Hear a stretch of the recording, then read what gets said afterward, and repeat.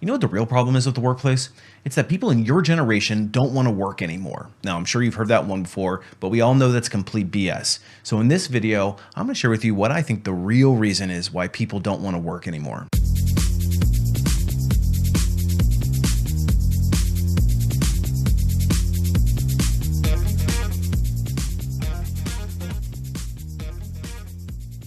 Hey everybody, it's Brian from A Life After Layoff, and today I wanted to dispel some myths on why it seems like people don't want to work anymore. Now, of course, it's easy to blame that other generation who may have had it easier or worse than us for what's going on in today's labor market, but I think it's nearly impossible to ignore that the job market is completely broken at this point, and it is not what we used to experience in the past. Now, I've made other videos fairly recently about the history of how we got to where we are today, so in this video, I want to describe from the job seeker's perspective of why people are feeling so disenfranchised in the modern workplace. Historically, we have been raised to believe that loyalty pays off. So we've been taught at a very early age to work hard, get a college degree, go through the motions of a career, and loyalty will eventually pay off in the form of a comfortable retirement, and we can move off into the sunset. And of course, that worked for many years in the past.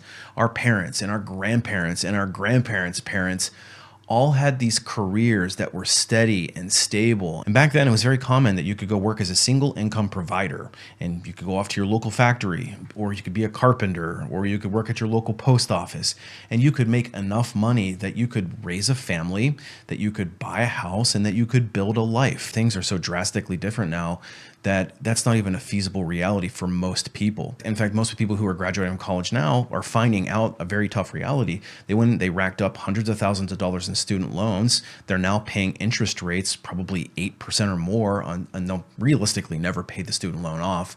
And then they enter into the workplace, and they have pitched this idea that, hey, if you work hard, you get this degree, you're going to have a great career path, and half of them can't even find a job. They'll apply to hundreds of positions and not get any responses.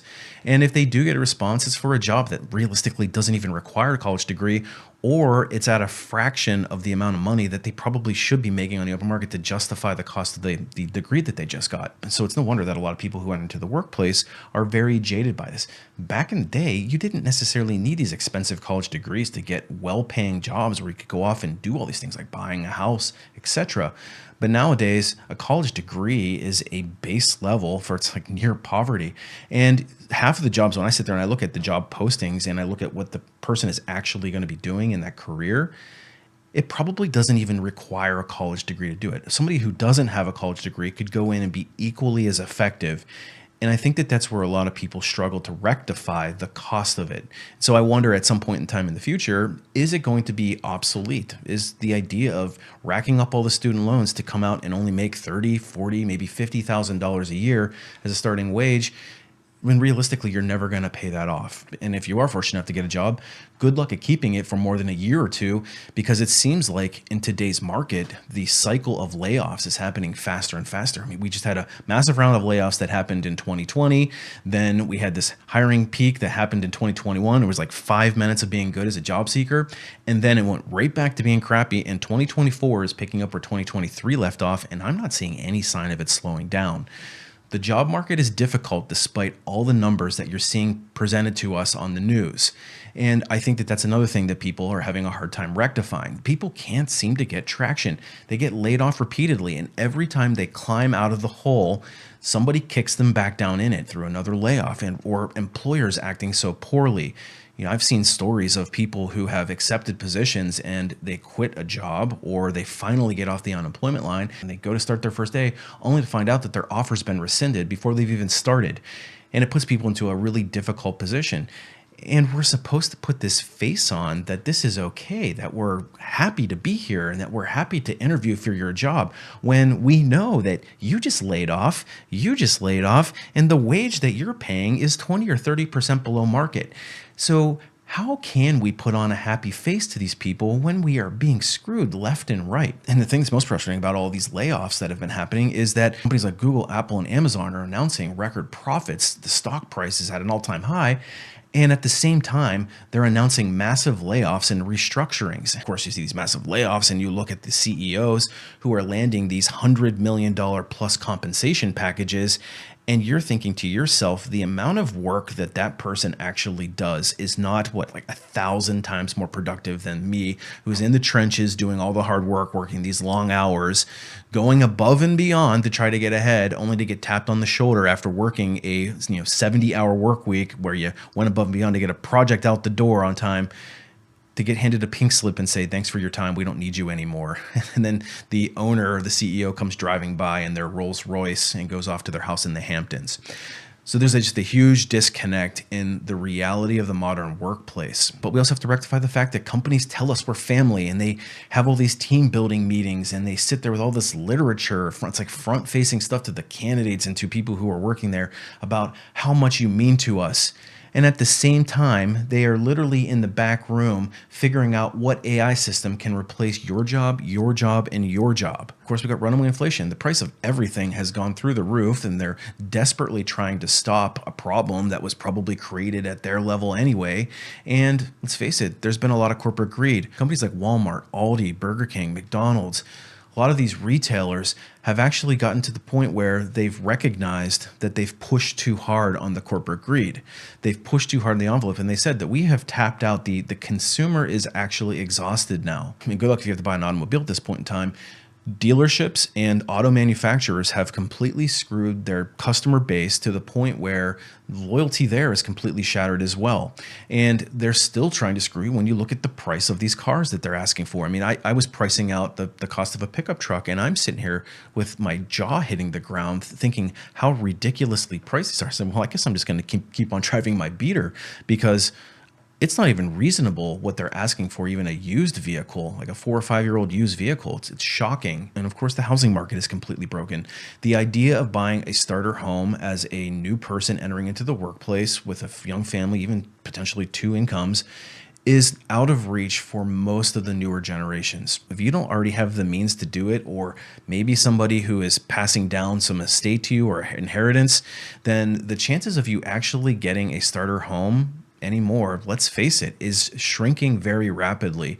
There's sticker shock there as well. And the way things are going, I read somewhere that the only solution to fix the housing problem was something that none of us want to hear. It's that a whole bunch of people have to lose their jobs and get laid off to actually bring the housing market back down to equilibrium. And when you listen to that and you think like, oh my gosh, like how horrible is that's the only solution that they can come up with? And you got to kind of start to wonder, is that what's happening? Are they trying to lay off all these people at a time when they're announcing record profits just to break down the market to make things more affordable for the masses? I don't know. That might be a little bit conspiratorial, but there's certainly some entities out there who firmly believe that you'll own nothing and you'll be happy about it. People assume we are just going back to the good old world which we had, and everything will be normal again in how we are used to normal, in the old fashion. This is, let's say, fiction. It will not happen. We are here, when we talk about the Great Reset, to talk also about innovation. How can we do things differently from what we used to do? And if we speak about differently, it means also how can we do it to make sure that you will own nothing, and you will be happy. So for the CEOs or certain people who have never experienced a layoff and have sat in these ivory towers saying things like the younger generation just doesn't want to work, it's just so out of touch with reality. The fact of the matter is people do want to work if there's something worth working toward. The idea of working a long-term career with a single employer is gone. The idea of affording a reasonable house to raise a family and to have reasonable things in your house and to be able to take vacations, etc., is gone.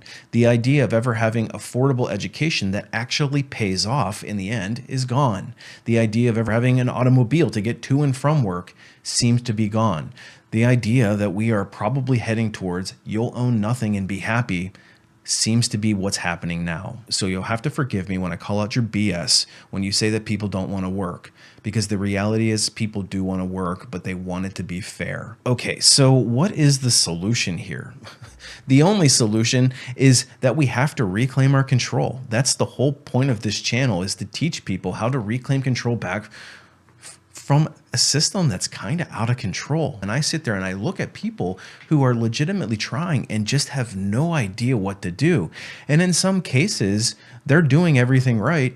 It's just that the system is stacked against them. Competition's at an all-time high. You've got feeding frenzies for crappy jobs. It's almost like you take a bunch of chum and you throw it in the water, and it's all of a sudden all these sharks kind of come at it, and it's not even good quality food for them. It's just their people are so hungry for any sliver of an opportunity that they're willing to take whatever they can get, even if it means swallowing their pride and doing something that back in, let's say 2019, they would have never considered doing. But the solution to this is, again, reclaiming control of your career. And there are some things that you absolutely need to be doing if you truly want to have a career going forward. For a lot of people, it's probably not the reality that they want. They may just want a series of jobs or gig work just to get them through. But for me, when I look across the entirety of a career, I still want to believe that there's opportunity out there, and there is a way if you know what you're doing. And it boils down to there's nobody teaching this stuff. When you enter the workforce, there's nobody showing you how to operate in today's modern economy. You might have some outdated teacher, you might have some outdated methodology, you might have some outdated mentoring that you're getting from people who are disconnected from the true reality of what's going on. But the fact is that you need to have a strategy and a plan, and the traditional career path may look significantly different than previous generations may have enjoyed. We have to reclaim our power. Power starts with knowledge. Power starts with strategy, and power starts with knowing what you're up against. And that's the reality of it. So in this channel, I mean, I'm definitely going to be speaking more about this concept and how we can move forward with more strategy, how you can survive in today's, crazy labor market. And, this is a really interesting time to be creating content in this space, because it's like I almost want to write a book about this. There's so much interesting stuff that's both completely heartbreaking and frustrating, but also fascinating at the same time going on. Now, of course, that's what I talk about on this channel, and that's what I talk about on my Life After Layoff website. And if you're somebody that finds that you need more help, I would encourage you to go and check out resources there. I have a newsletter that I teach people how to reclaim control in their careers, and it's free. You should sign up for it. I'll leave a link down below somewhere. The old way of approaching careers is dead. It's likely never coming back. And so we have to adapt, we have to adjust, and there is still a possibility that you can thrive. You just have to be more purposeful about it. But anyway, that's why I feel like people don't want to work in today's modern workplace. It's not that people don't want to work, it's that people don't want to work with no definitive payout at the end. Anyway, what are your thoughts? Why do you think that people don't want to work? Leave a comment, let me know. Anyways, appreciate you watching. We'll see you on the next one.